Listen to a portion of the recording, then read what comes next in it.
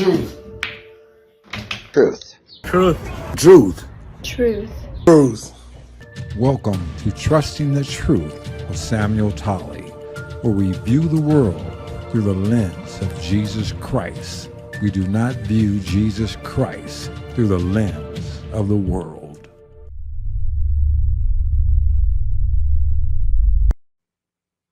How you doing? This is Sam Tolley with Trusting the Truth.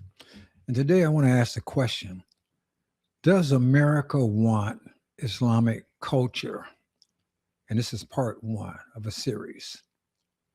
You know, we have Mondani, the new mayor of New York City, and we have a couple of Congress people that are Muslims, and we have Muslims sprinkled throughout the nation, and a lot of them are in places like Michigan and Minneapolis. And the news media tries to talk glowingly about them. But does America want Islamic culture to permeate itself throughout our nation? Do we want to change what was originated as a Christian nation with Judeo-Christian values to an Islamic one? That's the question we need to ask ourselves, because Islam, when it comes to a nation, it doesn't come to coexist. It comes to take over. Christianity, by virtue of the gospel of Jesus Christ, wants to encourage people to change their ways. Islam, on the other hand, desires to force you to change your ways and accept them as the true religion. Now, we had a former president, President Obama, who came into office very pro-Islam. And I want to show you this clip, what this former president had to say. We are no longer a Christian nation. We do not consider ourselves a Christian nation. The United States has been enriched by Muslim Americans. Since our founding, American Muslims have enriched the United States. Islam has always been a part of America's story. There is a mosque in every state in our union and over 1,200 mosques within our borders. Let there be no doubt, Islam is a part of America. Well, President Obama, first, in this clip, he states that we're no longer a Christian nation and Islam has enriched America. Well, that's an argument for another day. I don't want to go into that because I don't think that's the case at all. But that's not what I want to talk about in this particular episode of Trusting the Truth. I want to talk about the culture of marriage in Islam, the culture that they have in other parts of the country, the world.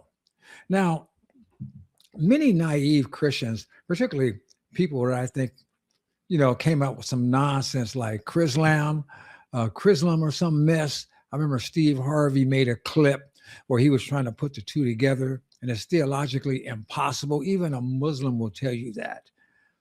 But nevertheless, Muhammad, the prophet, the originator, he married a six-year-old child. I think it was named Aisha. I may have pronounced her name wrong. He married her at age 6 and consummated the marriage at age 9. Now, in this country, that's called pedophilia. I mean, plain and simple. But in many parts of the world, right now, Muslims are doing the very same thing. Look at this clip.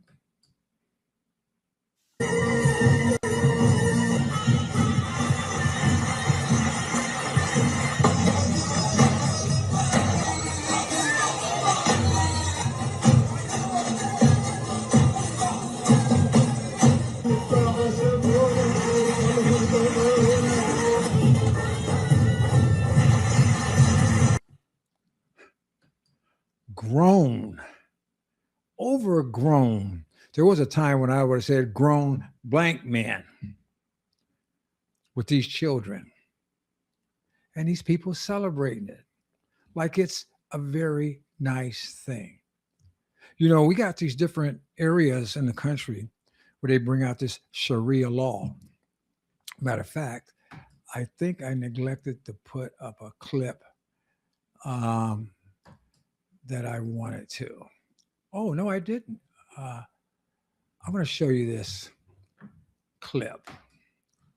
Take a look at this. Look at this. Pakistan. A Muslim man kidnapped 13-year-old Christian girl Maria and held her captive for 6 months. He raped her, forced her to convert to Islam, and married her. When her father reported the abduction, the Sharia court ruled in favor of granting custody to the kidnapper. Isn't that something? This guy gets and she was a Christian. It wasn't like he went and kidnapped some Muslim. He kidnapped a Christian girl.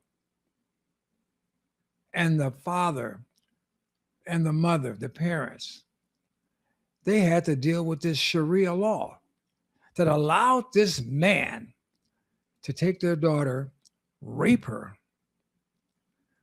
and marry her and keep her against her will and against their will. This is Islam. You know, you may say that this type of activity doesn't happen everywhere, but it certainly happens sometime in Pakistan. I mean, this is horrible, people. This is horrible. You can just sit over there and take possession of a young child, and the parents have no recourse. And like I said, they got Sharia courts, you know, springing up throughout the United States. Now, people will say, well, no, and the Muslims will probably say, well, people can come to there voluntarily. Well, if your whole community is centered around this particular religion and your community is all closely knitted, people are in your community are going to expect you to abide by the community unless you want to get kicked out of the community or be ostracized or even called a kofar, a kafar, whatever they call it when they refer to people that are unbelievers. So if you have a Sharia court in an Islamic community, the people are going to be compelled to go to it, just like they would be compelled to do anything else that particular community demands. And so when they got these things springing up all over the country and they're saying that they will help lighten the load of the judicial system, that's a danger. Just like it is in England. They got a bunch of those courts. And matter of fact, I heard that places in England, particularly in places in France, they have no-go zones where the police won't even go in there because of the Islamic rule. Does America want that? Do we want to subject ourselves to Sharia law? Do we want our little girls to become wives, prepubescent little girls? And just to let you know that this isn't a one-off, here's a video of a 12-year-old who they're trying to force to marry a 62-year-old. And she doesn't want to do it. Look at this.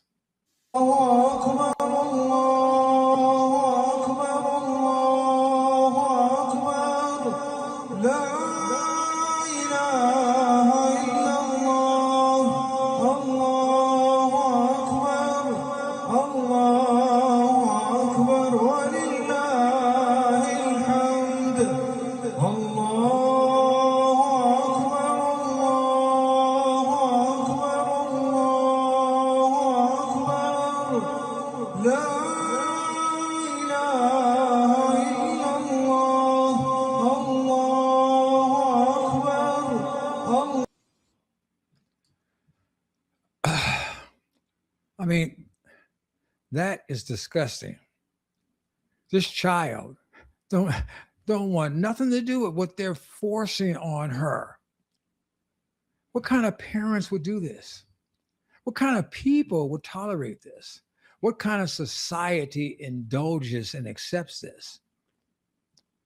Well, the Islamic society does. American culture doesn't. And we should not allow that type of culture to infest us. We have enough problems.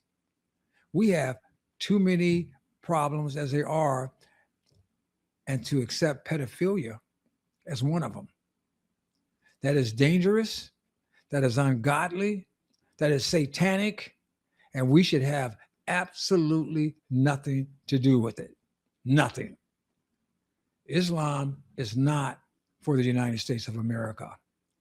Islam needs to be, well, it needs to be nowhere, but it definitely doesn't need to be here. So that was a 12-year-old girl who was from, I believe, the Islamic group. They didn't want anything to do with it. But I got another clip, and this one is of a 13-year-old Christian orphan who they're trying to marry off to this 40-year-old guy. And she's terrified. And this guy, in that culture, because she rejects him, wants her dead. Look at this.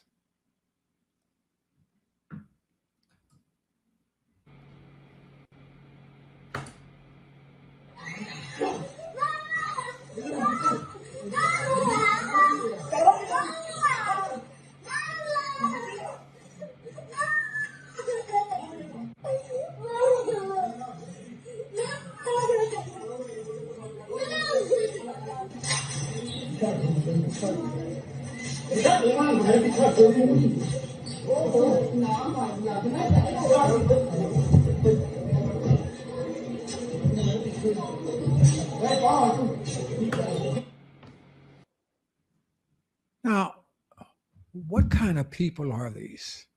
What kind of monster is going to force himself on a child? And then when the child is terrified and wants nothing to do with him, he's going to go grab his what? AK-47 or whatever the heck that thing is. And he want to put her out of her misery. This is Islam. Is this the culture that we want to incorporate in the United States of America? We got to quit. We got to get past these naive people. You know, we have what I call ignorant folk.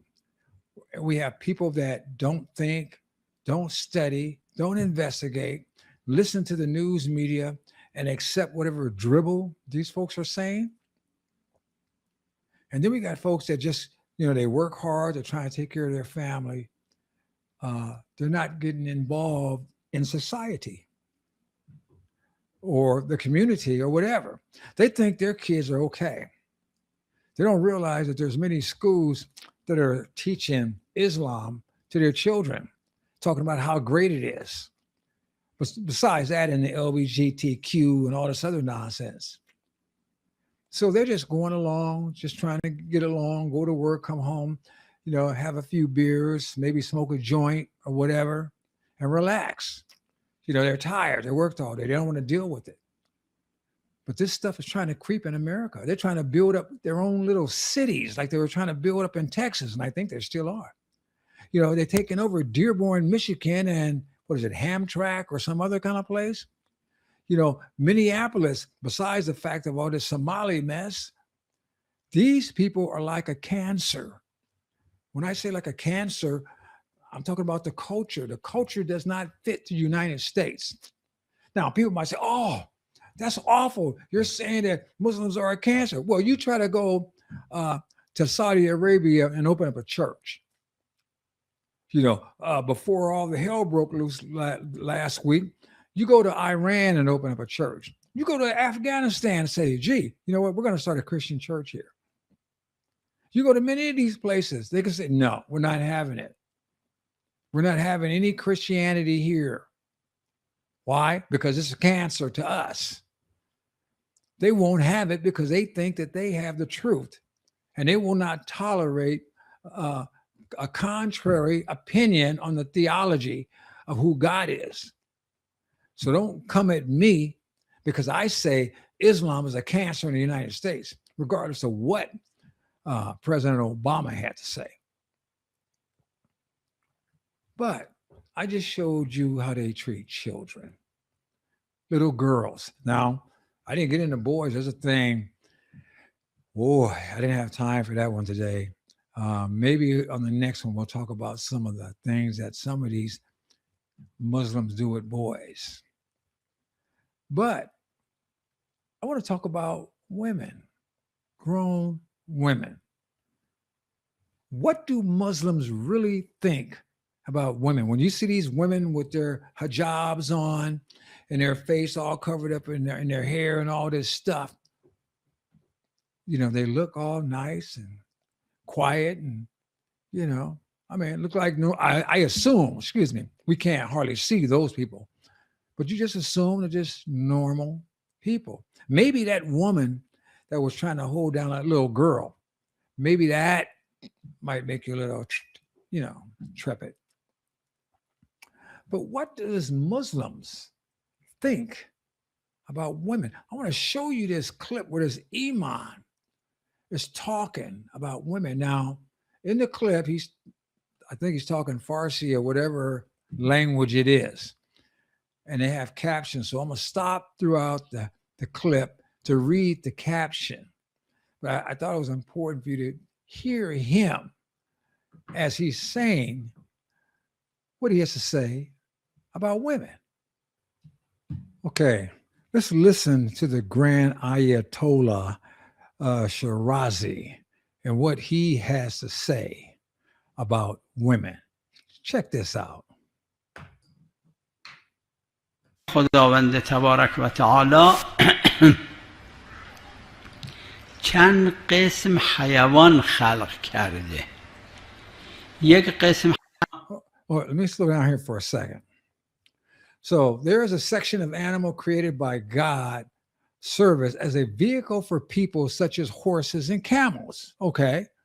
I'm not going to argue with the grand Ayatollah on that. حیوان خلق کرده برای اینکه مردم وسیله سفر باشه براشون.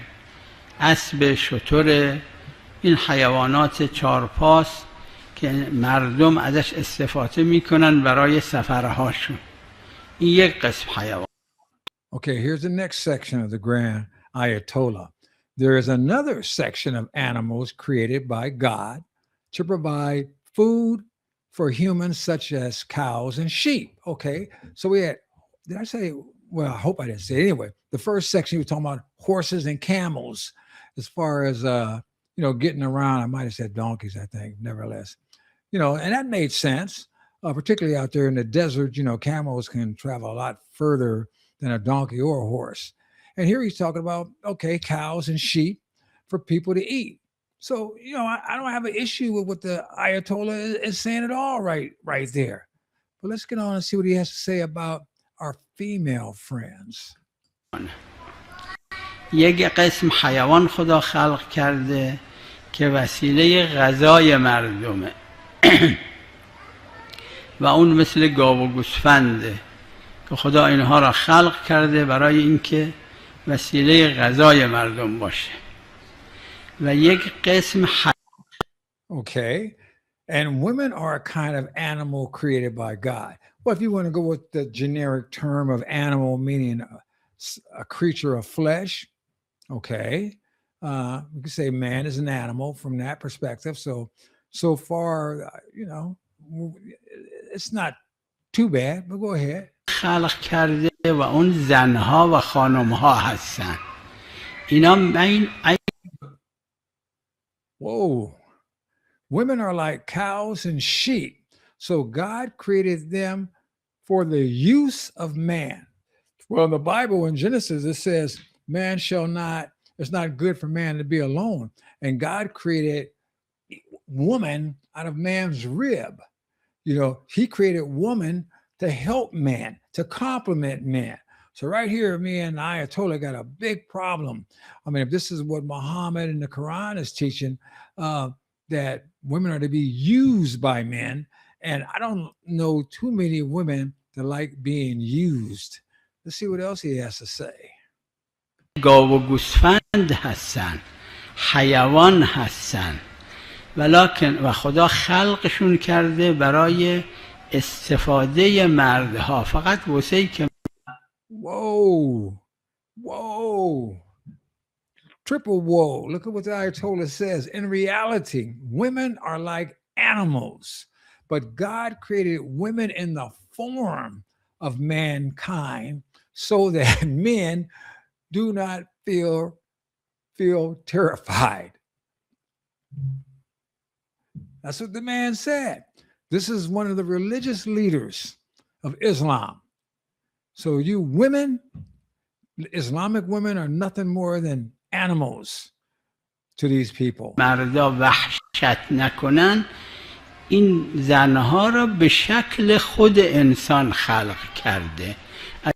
Look at all these women listening to this guy, and they got their black on, and they're like, "You guys are nothing. You're about the same as the horses and the camels, and the cows and the sheep. The only difference is we don't eat you. We ride you, but we don't eat you." نه اینها عین همون گاو و گوسفند و عین همون اسب و شتر و الاغ هستن. Wow. I mean, this,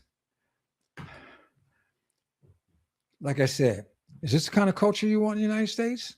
Is this what American women want to look forward to? Is this what they want to present throughout our nation and get rid of Christianity?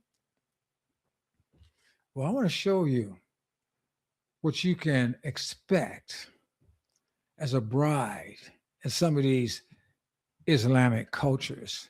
I want you to look at this brand new bride in the wedding celebration. See what her husband does when he removes the veil, and look or listen for the reaction of the bridal party, the people that came to celebrate with them. Check this out.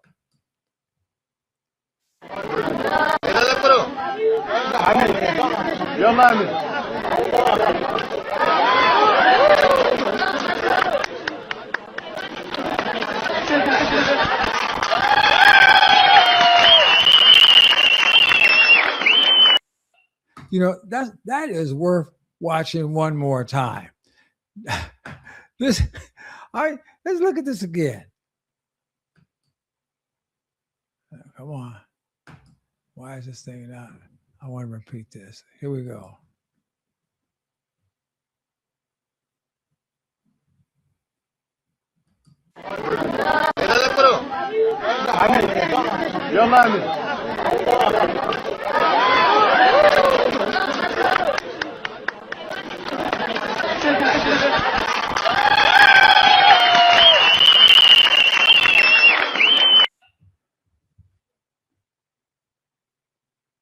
I don't even have words for that.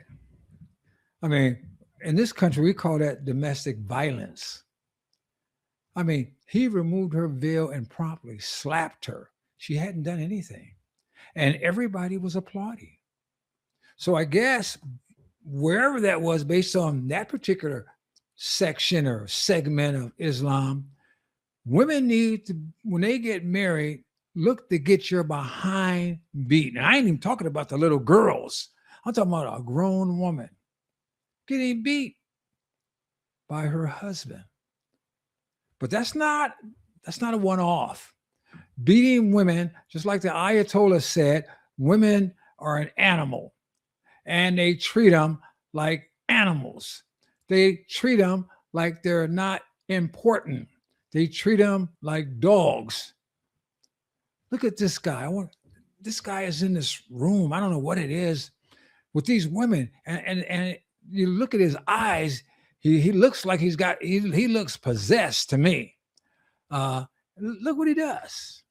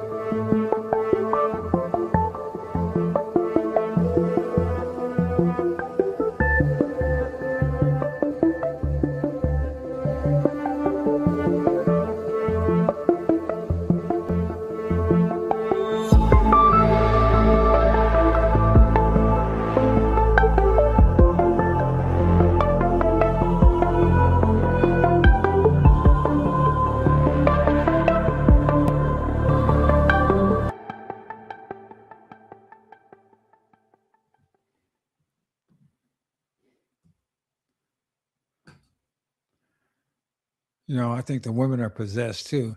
This guy had this wild, open look on his face. You know, so everybody's into this mindset.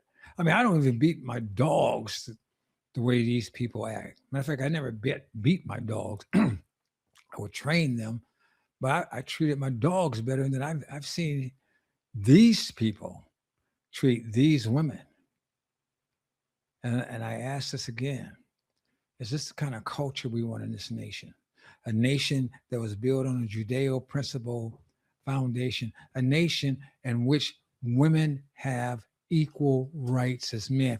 You know, I heard that in Islam, if a woman was to get raped, she needs 4 male witnesses to testify in her favor. I mean, you know, where are you going to get that at? You know, so that's one reason why I guess they make sure that they're not out alone or without a company of a relative that's a man, you know, because, you know, you're going to get it. You know, like many of these young girls have been getting raped in the United Kingdom because of all these illegals that they've allowed in that country. And when we've allowed all these people in here, and like I said, it's like an infestation. These people are not trying to assimilate. They are trying to take over. And if we allow them to take over, then the United States that we know will no longer exist. We need to recapture our nation. We need to stay in control of our nation and make sure it is still the United States of America, not the United States of Islam. Now, I got one more clip I want to show you. I've shown you children getting married to grown men, supposedly pedophiles on the loose. I showed you the bride celebrating her wedding by getting smacked upside the face. You know, a couple of little girls being forced into a relationship. One of them was a Christian.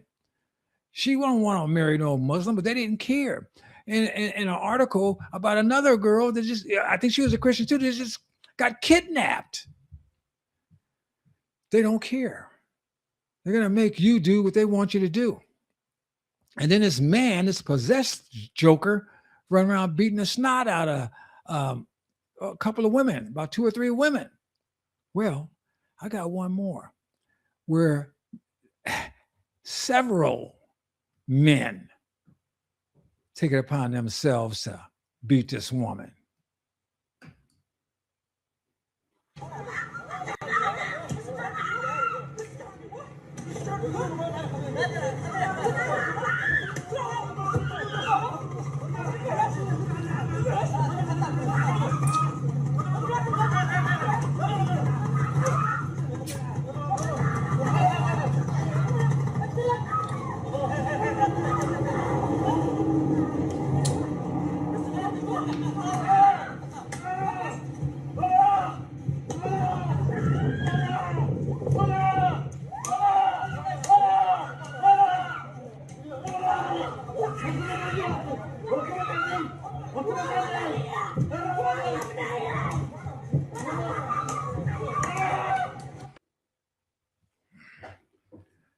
It took at least 3 men to beat a helpless woman. This is Islam. This is the culture they want to spread around the world. This is the religion, as W used to say, the religion of peace. This something that we want in the United States of America? I don't think so. I think this is evil. I think this is demonic. I think this is beyond child abuse and spousal abuse. I mean, this seemed like something straight from Satan's laboratory. And there's no way, and I agree wholeheartedly with Muslims on this. There is no way that Islam and Christianity are compatible. None. Only one of them going to, in the end, will survive. Either Christianity or Islam. Just like back in the days of the Crusades, when the Muslims was trying to take over Europe and the Europeans fought back. Well, now the Muslims are taking over Europe again. The Europeans aren't doing anything. They're acquiescing. They're giving up. They're allowing these people to come in there and just take over their countries, except for places maybe like Poland, where they're saying we're not going to have it. It's time for America to recognize, if you want to keep our Constitution, if you want to keep our freedom of religion, if you want to keep our inherited Christian values, we're going to have to put a stop to this. We're going to have to, I'm not saying to kick the Muslims out of the country. I'm saying that if these people want to have their religion, so be it. But we can't allow these people to start changing our laws. We can't allow these people to start running our governments. We cannot allow these people to get power in this country. Because this country that we have, we call the United States of America, would end up becoming the United States of Islam. And nobody's going to have that. This is